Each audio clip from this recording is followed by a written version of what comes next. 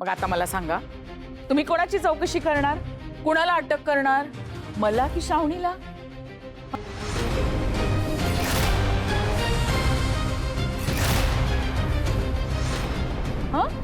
आत्या काय बोलतेस तू? उगाच काहीतरी भलते सलते आरोप करू नकोस. मी जे काही केलं ना ते खूप चांगल्या हेतूने केलं आहो. मला खरंच वाटलं त्या मुलीला गरज आहे आणि लाडकी लेक योजनेमुळे बाबांची बदनामी होऊ नये म्हणून आणलो मी तिला घरात. खरंच कळला तुझा चांगला हेतू. मी काय खोटं बोलतेय का? सांग. माय तशी ले. आत्या गप्पा बस. एक शब्द बोलू नकोस.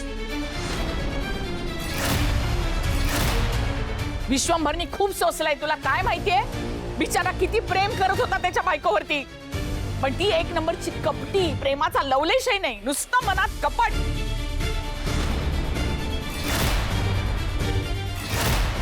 आणि ह्याच्या जिवलग मित्राला तिने जाळ्यात ओढलं.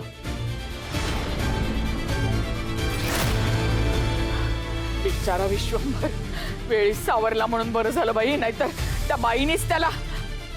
मला तर बोलवत सुद्धा नाहीये.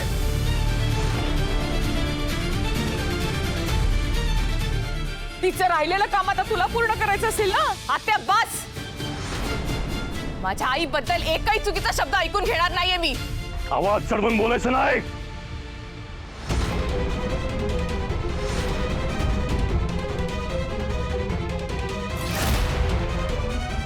बरोबर बोलते ती.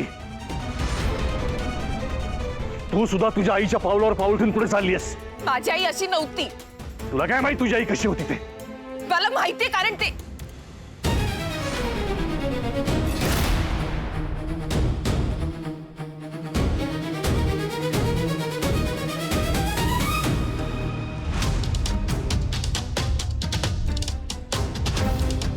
साहेब भाऊ मी मध्ये बोलायचं नाही. शुभू,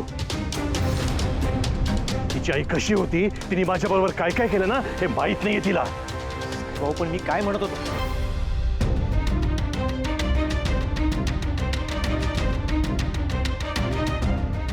बोल की. आता का वाचा गेली?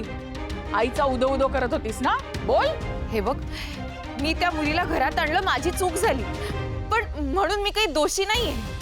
ते पोलीस ठरवतील.